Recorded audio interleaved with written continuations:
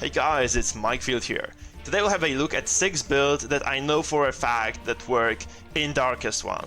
So I want to show you how they are actually supposed to work, how their mechanics work, and also how they're played. If you guys want to have a look at a specific build and how it's played, please go to the description right below the video. There you will find a specific link, so the timestamp within this video, and also you'll find the links to my other clips that show you how those builds actually work and how they should be played. I hope you guys enjoyed this video. If you do so, please remember to subscribe, to follow, to like, and to comment, guys. That's all very important for me because this basically allows me to keep creating this awesome content. So let's just get started with the build number 1. Guys, here it is. Behold, this is our first build.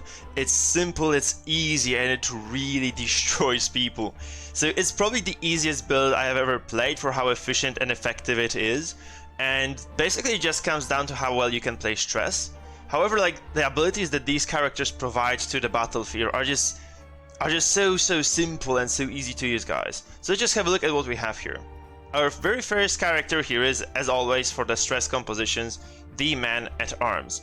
And he is honestly just the simple character here who just delivers the stress across the board, decreases the enemy damage, guards if needed, and obviously sometimes also provides you with some additional accuracy and bolsters at the very start of the fight. There's always open up with the bolster unless you see that there's like some sort of an opening for your characters that you can go for. Otherwise, if you don't see any other good opportunity, using bolster turn 1 if you go against a stress comp is a must. If you don't go against a stress comp, however, guys, you should always either wait to use the guard, to use the defender, or just straight up bellow from the get-go, because this just decreases the damage that the enemies do. As far as the trinkets we have, as far as the trinkets go, we have the Pit Fighter's Helm here. That's just protection, stress dealt, and the Insignia of Rank, which I believe is just the best Man-at-Arms trinket, because it just provides you with the extra accuracy and the extra debuff skill chance, which in total give you just a copious amount of cool stuff that you can be using. This is just something that reliably decreases the damage your opponents are doing, and in doing so just allows you to be very effective. Now we're moving to our Abomination here, and this is the core of this composition. You know, I love the Abomination as a character very much, but in this case it's really the core of this composition. So every single time you transform, and you can do it twice per fight, basically transform into the beast form twice, you apply stress across the board in the form of horror. And guys, basically what these items do, this one increases the horror duration. This means that you do 8 stress for 4 turns to 4 characters, which is the total of 128 stress damage. And this is ridiculous. This is just an ability that you use, and when you transform you can still use something else. You can do some other action, right? You can perform something else. For instance, you can use Rake to deal 10 more stress. This is 138 stress total within a single round of a character. This is absolutely magnificent. Obviously, Abomination comes with quite a few other spicy things that he can do. So if you're playing against like AoE heavy compositions, you can just drop the Beast Bile and enjoy those juicy repose, enjoy the Blight that you're stacking. It's really just everything that he does is just really great. So I would say the good rotation for the Abomination here is like turn 1 you just transform and you Rake, and turn 2 you just drop back into the human form and you drop the Beast Bile. And then turn 3 again you transform for this additional 128 or 138 more stress. So this is just, generally speaking, a very powerful character. What we also have here, guys, is very good accuracy on this cloak, which obviously helps you a ton. We have some protection and some HP as well, so this is a very tanky character overall. A very high blight resistance, which is very good right now because quite a few characters do blight damage.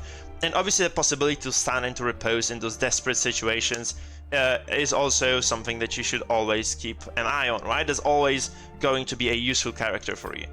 Now we have Houndmaster. And Houndmaster is extremely squishy, but you can just always alleviate this a little bit. So you can see that this is basically an all-around AoE stress composition. You have to be careful around Riposte. That's the only weakness that you have here. So you just have to be careful around it, but usually, like, I feel like you can just spam your skills and be fine. Unless they have like 2 Riposte characters, if you just spam stress, even if you die occasionally, like with some of your characters, this is still okay most of the time. So here we have the Hound's Hair, which is your core ability, which you should be using most of the time. And if you obviously drop to 0 HP and you're desperate, you feel that, you know, you can kind of keep the fight going for a few more turns, you can use the lick wounds, right? You can also use guard dog if someone is getting focused. Like if you're trying to spread the damage because your man at arms is getting focused, for instance, it's very important for you to just have this possibility.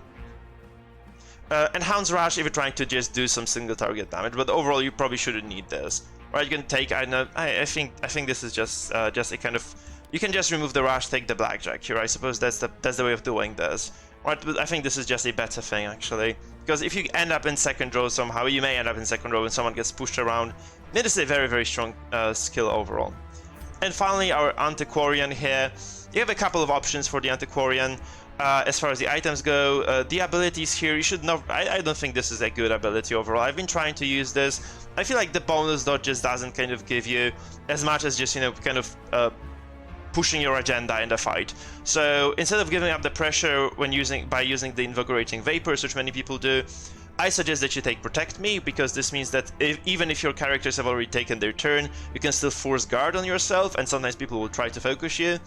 Also, you get marked and not take damage. Like if you just get marked and you haven't used the Antiquarian yet, which is probably what you should be doing against marked compositions, you just take cover and you avoid taking additional damage from those, I don't know, the Arbalests, I guess, or the Musketeers, right? There's always like a very, very good way of doing things.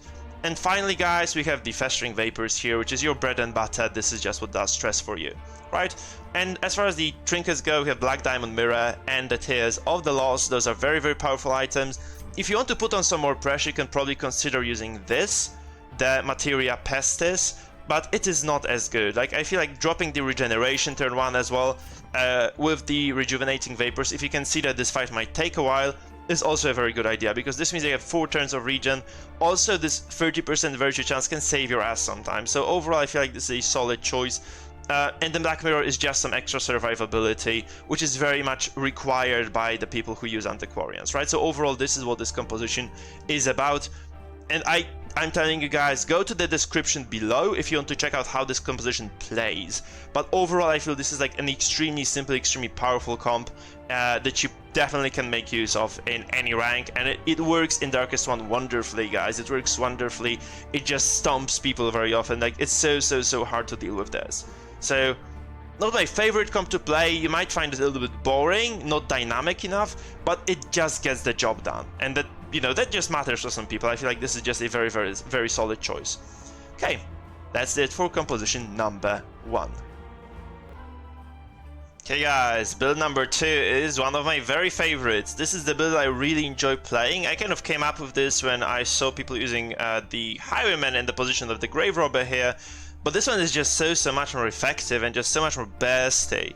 It is obviously like high risk, high reward, because if you don't get the job done very quickly, you just fall behind and die. However, if you are ahead and like, you have so much control of this, so much damage, so much pressure, it's just incredibly strong. So this build revolves around the turn 1 kill that you can probably get with this composition. So the idea here is that you are using a Crusader, a Graverobber, and a Jester, and you're trying to pressure your opponent into just taking a lot of damage early on. So the idea here is that you are using the Crusader with the Holy Lance, with the Rally to the Flame, with the Zealous Accusation, and with the Stunning Blow. You can probably substitute the Accusation for the Bulwark. However, this is just a very solid damage dealing ability. Sorry, the Accusation is just a very solid damage dealing ability. It's like 70% damage. In AoE, that's just something that you should always kind of consider useful. We have the Writ of Execution and Sacred Blade just for this utility, accuracy, damage, and some additional stuns, right? And Virtue Chance as well, which comes in this package for free, is just brilliant stuff. The Jester, we have the classic stuff here. We use the Battle Ballad if the enemy has a lot of dodge. So the deal here is that if your enemy has a lot of dodge, you still have to launch first, and then you can actually do it. You can just drop the Ballad second. You have the Finale, which is probably usable turn 2 or turn 1 even sometimes. If you have like a very good setup here, you can probably try to go for turn 1 Finale here as well. You have the Harvest and you have the Dirk Stab. You probably, like, the ideal scenario is you turn 1, drop the Harvest, or drop the Dirk Stab, depending on how the situation looks. You launch at the enemy and then you Finale them turn 2. Right, that's the optimal setup here for your composition. We are using Monkey's Paw for extra dodge so that, you know, the finale isn't that confidently stopped by your opponent. And you have the Hemlock just for this extra oomph, this Blight that just stacks up. This means that you can very often just kind of finish the fights quite easily using the Jester's damage, even though he has no finale anymore. And that's just a very, very strong setup. We have the Graverobber here. I was thinking if this wouldn't be too little damage. It turned out it was so much damage anyway, guys, because Lunge does 140% damage at, you know, a very, very high crit chance as well. And this actually means that if you just use the Lunge turn 1, you're first of all very likely to crit. Second of all, you just do copious amounts of damage just straight to the face. And if you actually just Shadow Fade and then Lunge, you can do like 50, 60 crits. 50-60 damage crits, which is, you know, ridiculously high damage without the need of using Mark. So the Graverobber is the strongest damage dealer in the game. I feel like single target, nothing beats her. Like, she's just so ridiculously powerful. But you have to keep in mind that she's also very squishy. So she has 5% stun resistance, which means that if you get locked down once, it's very likely that she just stays stunned for the duration of the fight. Because characters can run 50% bonus stun chance, such as the Vestals, for instance. So if you're not careful enough, you might just lose her, or lose control of her, until you just pressure your opponent into stopping the stun chain. You just have to keep this in mind, right? Like, she has very, very high damage, but you just have to time your attacks very well as well. So we're using the finisher to just deliver the killing blows, and we're using the Cloak and Dagger just for this nice stuff that comes with this. Like, we have the death blow chance, we have the melee skill, so you can actually use the Lunge, by the way, to just finish off your opponents. We have 20% damage here, 20% death blow chance here, 10 here, and 25 here. You are very, very close to what a bounty hunter does with this setup, so it's very, very strong. Also 20% death blow chance if you're stealth, so this is basically guaranteed kill if you just stealth and then you just Lunge later on, right? So this is just a very, very strong setup. And I feel it's worth using this. Now, we're using Pick to the Face because it ignores armor. You can actually use this from stealth on those high protection targets, especially if people use the Bulwark of Light on the Crusader to, you know, prevent some of the damage. So this is just a very good way of pressuring them outside of this. You can also just use the darts here, that's just some additional Blight. If you see the fight is going to take longer, obviously it's better to just start stacking the Blight ASAP on your priority targets. It also stresses them, and, you know, over the duration of 3 turns they will be afflicted, and they'll be taking very, very heavy damage over time. Added with the Jester's bonuses, it just works wonders. So I would say this is just a very, very good setup that we have here. Finally, Vestal.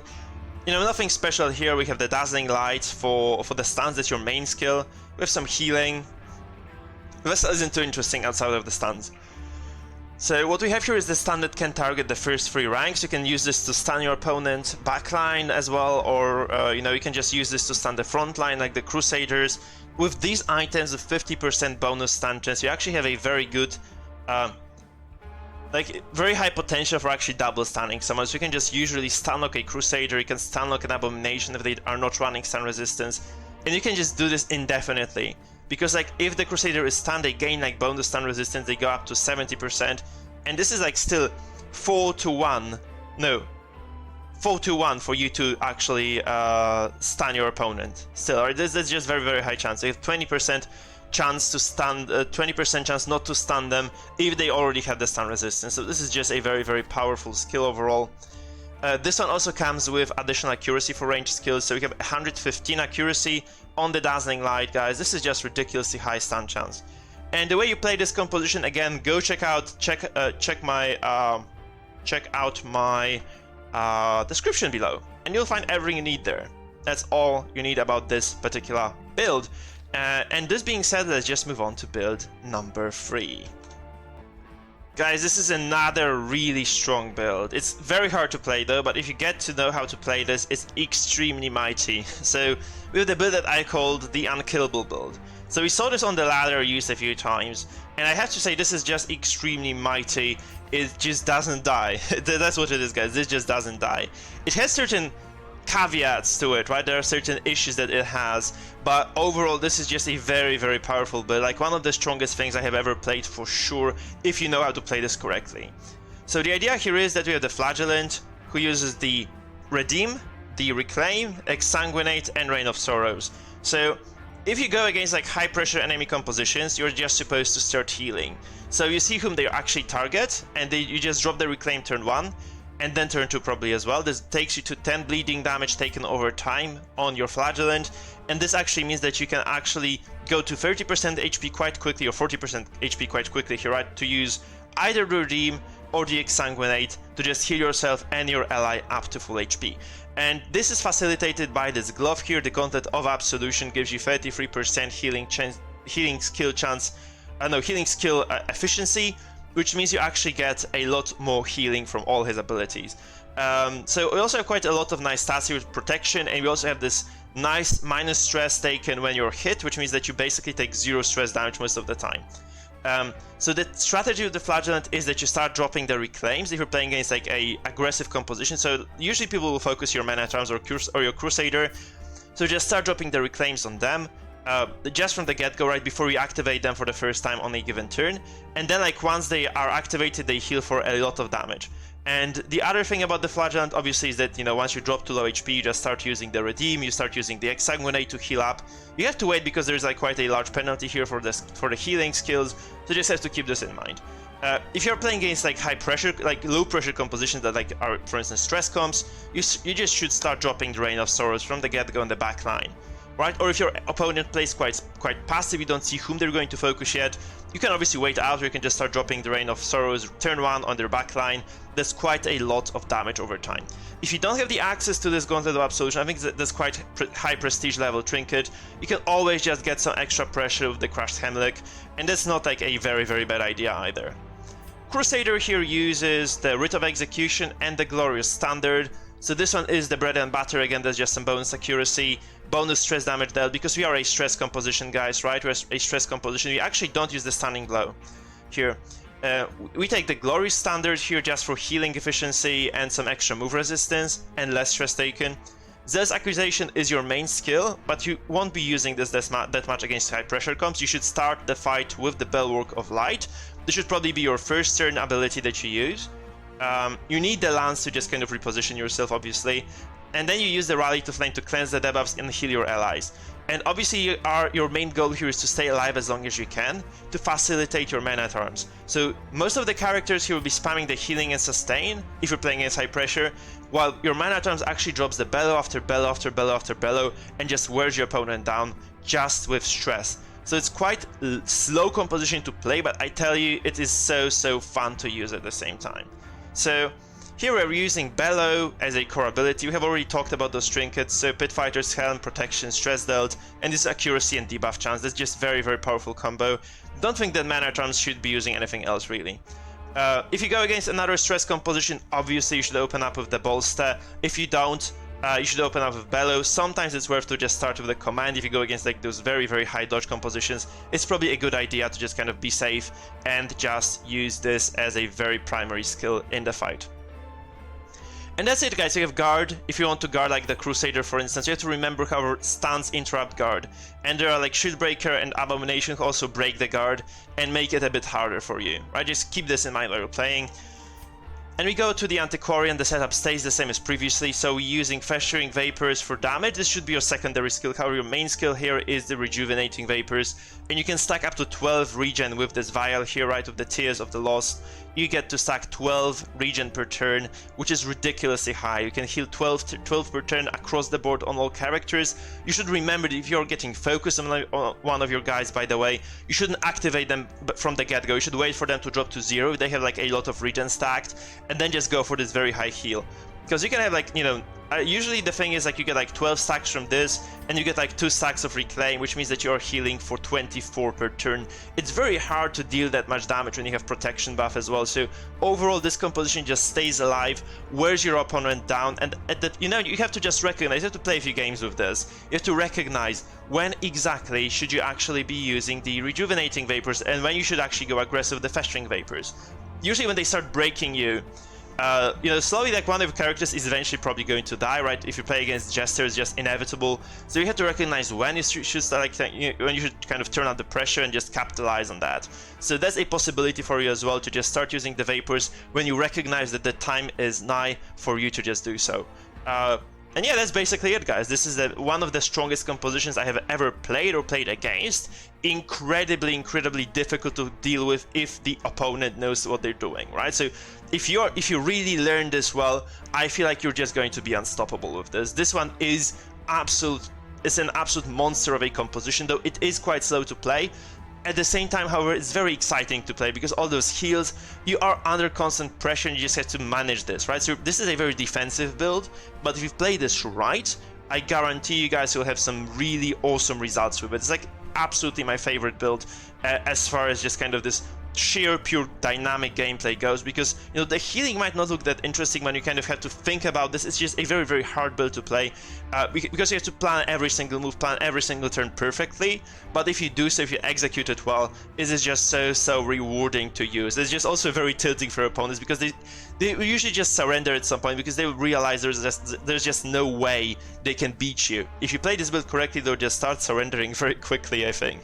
Like turn 5, turn 6, you know, they're like slowly afflicted or they're just dropping below 50% HP, and you are still full HP across the board if you play this right. So this is just high sustain build. Again, if you're interested on how to play this, there's a link right below in the video in the description for you to kind of have a look at a couple of fights that will kind of exemplify how I play this and how this build should be used in order not to die.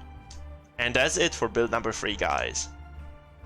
Okay guys, build number 4 is something else. We are kind of having a look at a comp that is a bit out of the box here, and yeah, that's all there is. We have a stun composition that actually uses stress as well.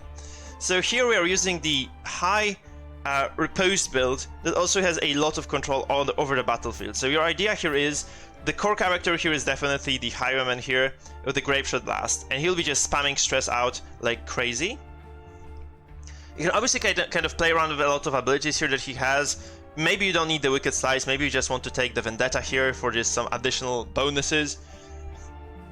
The idea here is, guys, that you're just using the Highwayman to deal stress damage. You're using the Abomination to deal stress damage as well. And the mechanics are quite similar to what we had previously, where you just get as much stress dealt as possible. You take this for additional stress chance. You can also obviously just not do this and just take, for instance, our old good and faithful crest here. So the clasp of the beast is also a possibility for sure. This just empowers your melee attacks.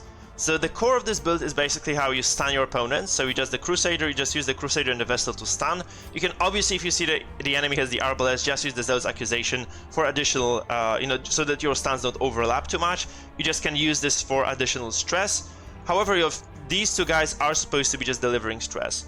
We facilitate the same mechanic as we did before the Abomination, where you transform, you do 128 stress in Horror, and then you also rake for additional 10 stress with this item, for instance.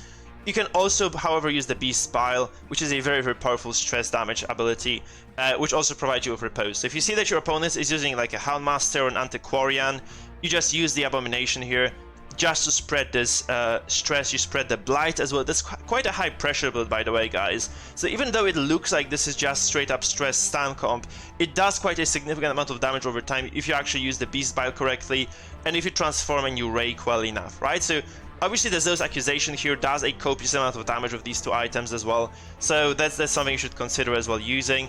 You might obviously try to switch this out if you don't like this. If you just want to have kind of some more healing, perhaps some more utility, you can take the Glorious Standard as well, but I don't think this is absolutely necessary. So you can just get out of this with these two abilities. So I think Stunning Blow is needed because you just want to have some control. This is still a stun composition, right? So we'll be playing around stuns a little bit.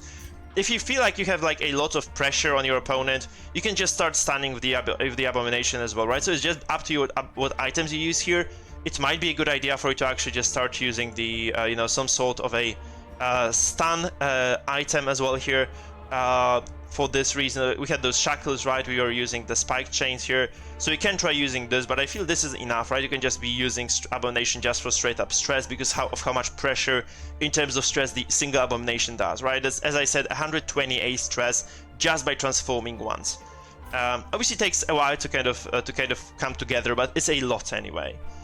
Now with the Highwayman, as I said already, we have these two items: the Parrying Dagger for the riposte efficiency, and we have the Grim Bandana for additional stress dealt, damage dealt, and crit.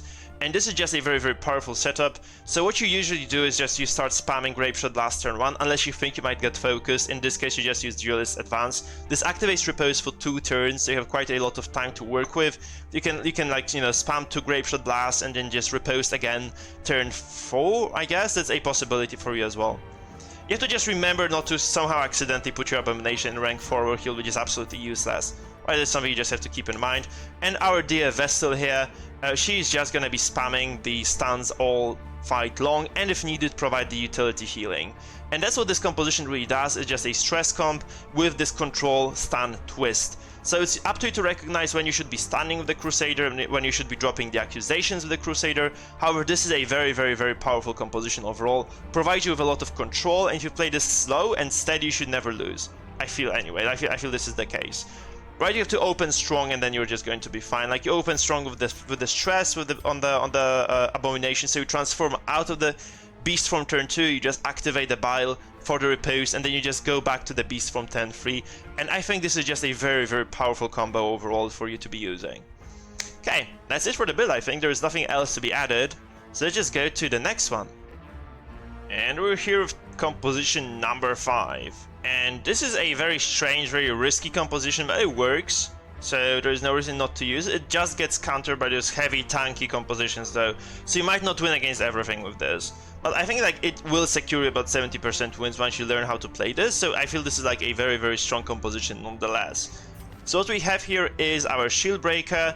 And this this composition relies on damage over time and a little bit on stress. So basically this comp is supposed to wear your opponents down very quickly, and it has to be played very aggressively to be effective. So you rely on very high dodge across the board, like you have, you know, 30 here, not so much on the Houndmaster, 40 on the Jester, and 50 on the Shield Breaker, and you rely on the fact that you land those Impales, and that you land those abilities across the board, you know, that bleed your opponents, that deal a lot of damage over time, so that you can start executing your enemies quite quickly. Okay, so the core character here is, I feel, the Shield Breaker, because she just stays alive the longest, and you probably will be using the Impale on her.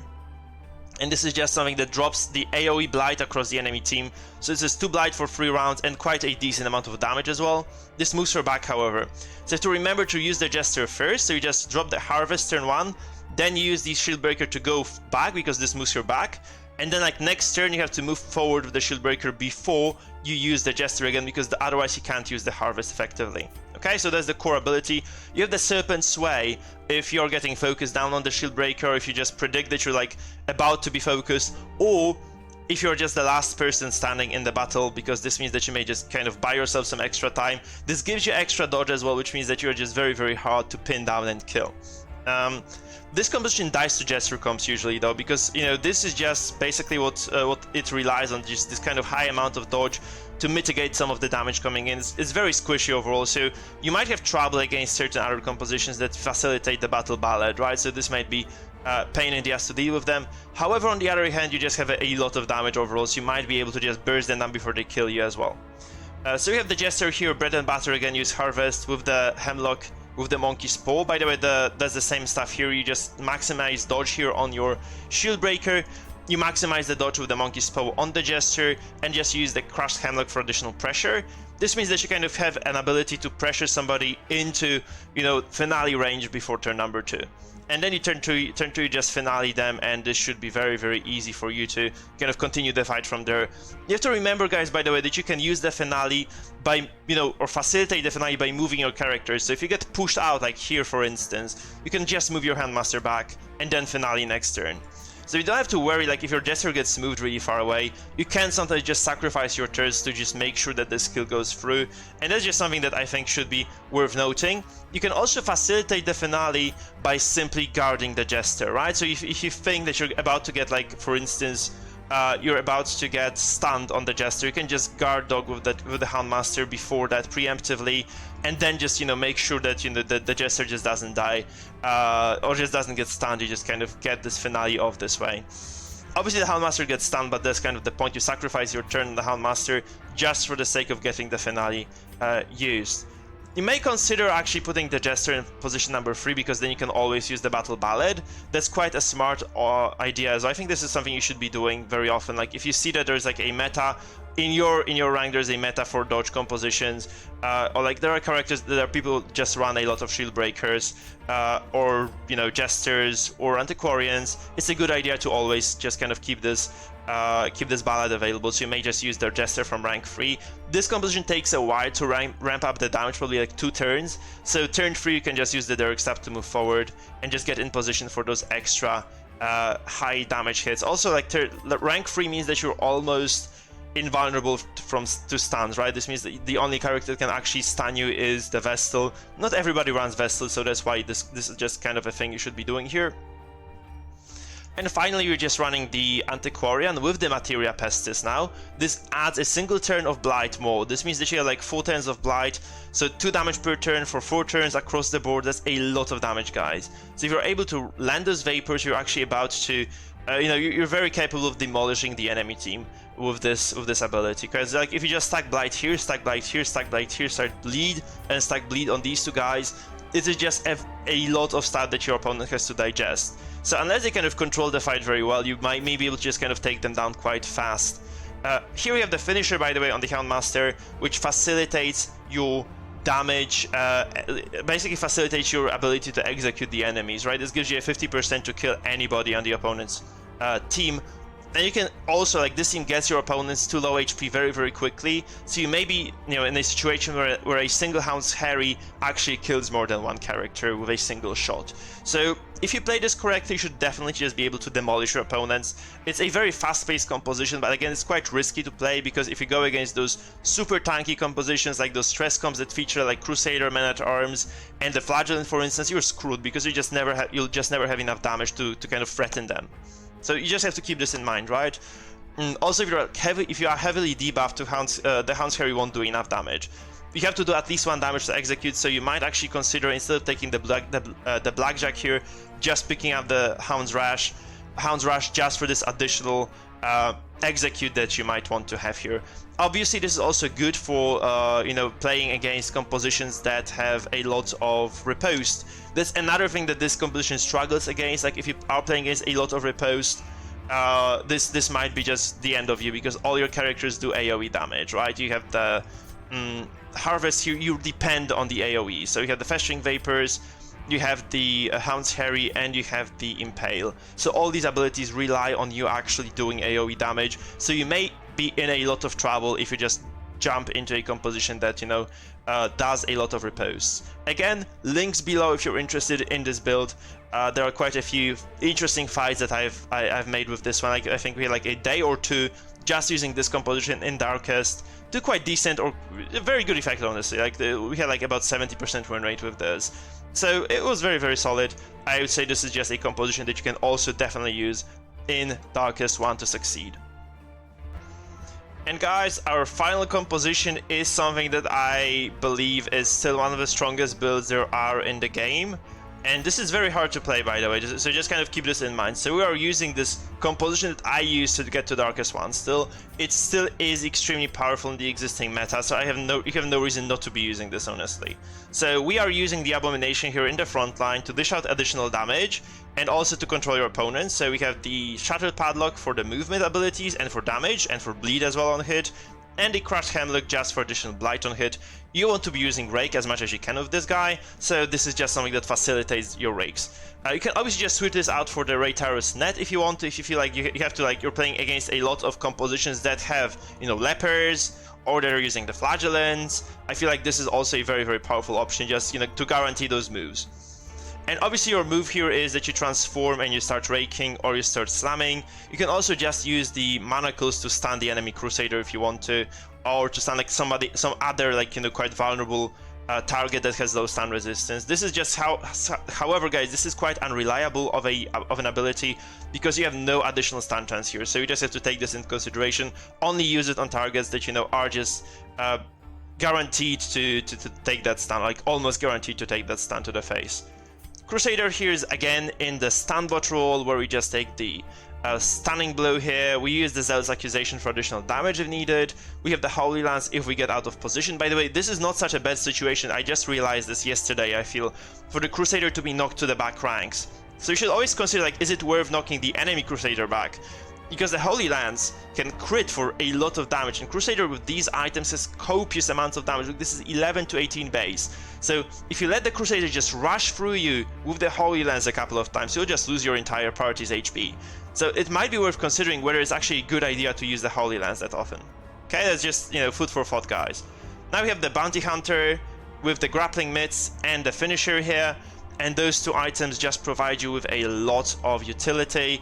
So this guarantees your kills. It can also give you like 50-50 shot at killing somebody at the very back with the caltrops, or, you know, allows you to use the come hither with high efficiency. So again, like, this is a very, very strong build that focuses just on using the Bounty Hunter to mark these two guys at the front line to kind of cause some disruption, and then like on the fourth turn, like, always you should always be using your Arbalest last. You should just be, because of this item, right, which allows you to get some bonus accuracy and damage when you go last, you should just be using the Sniper Shot to target those guys whom your Bounty Hunter has marked, either with Mark for Death or with Come Hither. And the difference between these two abilities is that, first of all, this allows you to kill with the Arbalest. This is just a very, very strong debuff. And second of all, this doesn't mean that you have to pull somebody. And remember that you cannot target somebody who is in the very front with the Arbalest, right? So this is just something you have to remember about. You cannot, you know, use the Come Hither on someone who is third, because then you just disable your Arbalest's ability to kill them at all. Just keep that in mind, right? So another thing you have to keep in mind, obviously, is that your Bounty Hunter does a lot of damage with Finish Him if the opponent is stunned. So if you stun first and then you just go for Finish Him, you just deal a lot of damage. This means that, you know, you have additional pressure point, basically. People don't really value the skill that highly, I don't know why, but you can actually use Finish Him on stunned or dazed targets to deal significant amount of damage. Also, this is bonus critical chance, so that's quite a strong ability overall.